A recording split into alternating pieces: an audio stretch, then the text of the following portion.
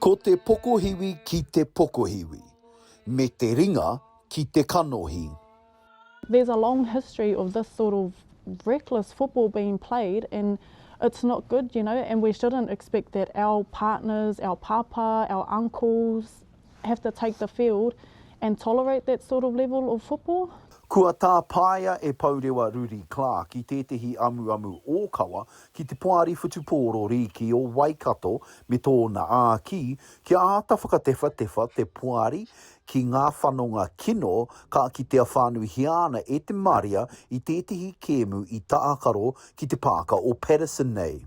There is just no need whatsoever for that sort of malicious behaviour to unfold on the field, and then when we get to the aftermatch, people think, oh, we're all whānau now, you know, tātou. It's all happy families, because it's not the reality, and it continues to unfold, and it's not a healthy environment that we're creating, especially for our tamariki who are witnessing this sort of behaviour happening. The Tuurangawaewae number 4 was running the pool. Panthers number 8 has then put him into a headlock. Tuurangawaewae number 4 has released the ball to his winger. Panthers number 8 has continued to hold him in a headlock and then pushed him. And then from that point, Panthers number 4 has run in from behind with the Tuurangawaewae number 4, had his back towards him, couldn't see him coming in, and he's flown in and tackled him from behind, and then a big brawl broke out just over there by the benches. Following that incident, we had 3 players sent to the bin, and no one from the Ngaruahia Panthers was penalised for that. Waikato Rugby League need to acknowledge and provide a resolution for what's happened. Hei timatanga pia māku, tika ana kia mihi kia Pourewa. Me tōna maia, tōna manawa ki tēnei kaupapa. Absolutely need to acknowledge Pourewa in terms of her bravery and her courage, in terms of the complaint that she sent through and the issues that have been raised around the complaint.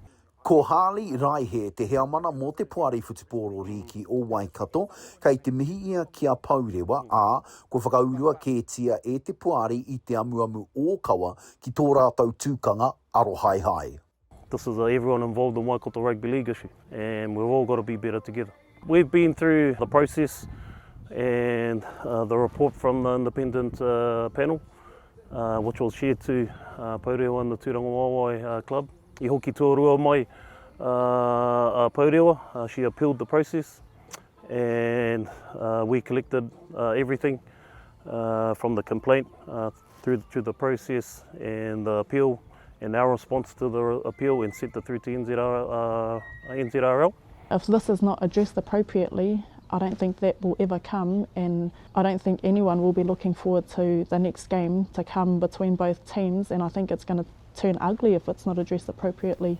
Kua whakaritea kētia ka tuki anō ngā Panthers o ngā rua wāhia, kia Tuurangawaewae hei te marama e tū mai nei, engari ko te pātai nui, ka tau te puehu. And I'm not one to be scared of trying something new, and this is a new way to approach things with our clubs. Ka noho pūmau mātou ki te rā huarei. Yeah, we may get it wrong or we might get it right, but the issues that have been raised are not overnight fixes. It's going to take a lot of time to change mindsets in terms of how the landscape of rugby league is at the moment. E whakauana a Pourewa ka i te whāia e ia i te tukanga ki te Puari Whutupōrero ki matua o Aotearoa.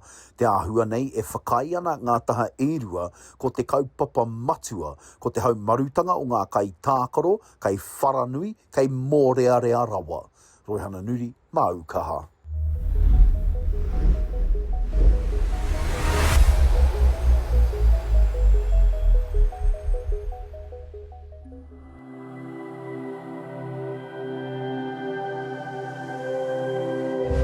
Ko te reo